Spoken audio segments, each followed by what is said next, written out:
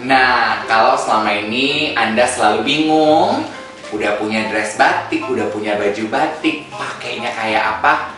Nah, ilmunya dari Mas Ben. Gimana? Basic dalam berpenampilan itu adalah koordinasi ya, aksesori, pakaian, terus perlengkapan, tas, sepatu, seperti itu. Nah, dalam berpenampilan seperti halnya perkembangan di dunia kuliner dan di dunia musik, di mana segala sesuatu dicampurkan ya, bagaimana musik tradisional ketemu dengan musik-musik modern, bagaimana resep ini ketemu resep itu, sehingga terjadilah percikan karena ada dua positif negatif menjadikan satu percikan yang menarik ya.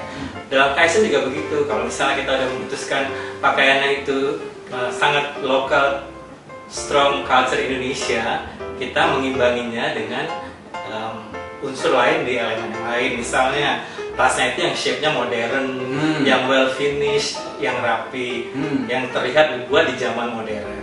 Kemudian aksesorinya juga nggak salah sih kalau kita head to toe itu sangat lokal, itu sangat apa ya? Iya, gitu ya. Nih sepatunya ada yang cenggondoknya, terus kerahnya tinggi biar ketutup gondoknya. Jadi itu akan apa ya? Itu tidak menginspirasi orang lain. Itu tuh terlalu kental gitu, kayak apa? Misalnya rendang itu terlalu rendang gitu ya, nggak ada imbuhan nasi merahnya gitu di sisi modernnya.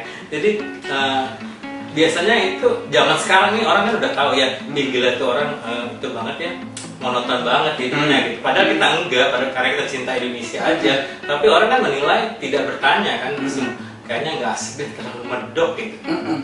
Sekarang yang dibicarakan itu yang berhasil mengkombinasikan beberapa unsur budaya cross cultural gitu. Terjadilah satu hal yang menarik. Tuh, aku suka ya, that's a quote tuh Vika ya. Berpenampilan itu yang penting koordinasi ya, tuh jangan medok-medok amat. Jadi harus ada percikan percampurannya gitu ya Mas ya. Menandakan kita hidup di zaman sekarang. Kita harus mencerminkan kemajuan dalam desain, kemajuan dalam aksesori. Nah, kita kawinkanlah dengan batik, sehingga kita pun ada usaha mengangkat batik ke level saat ini. Tuh, mengangkat batik ke level saat ini. Kalau untuk laki-laki, Mas Dian, gimana cara mensiasati agar penampilan dalam batik untuk laki-laki itu tidak terjebak dalam kerangka yang membosankan? Oke. Laki-laki itu tidak banyak ya, hanya kemeja dan kemeja, tapi kita harus membuat kita menarik, jangan kita dimakan oleh batik itu. Karena batik itu satu karya seni yang sangat kuat karakternya. Caranya ya seperti tadi, kita menghilangkan eksistensi kedua belah pihak, batik dan orang yang bersangkutan. Misalnya kalau muka kita sudah sangat Indonesia, misalnya kita sangat Central Java gitu ya. Nah, kita cross dengan sesuatu batik yang colorful, yang pesisir ya. Jadi pilih batik-batik yang warna pastel, yang warna biru indigo, yang warna-warna ceria. Nah, terjadilah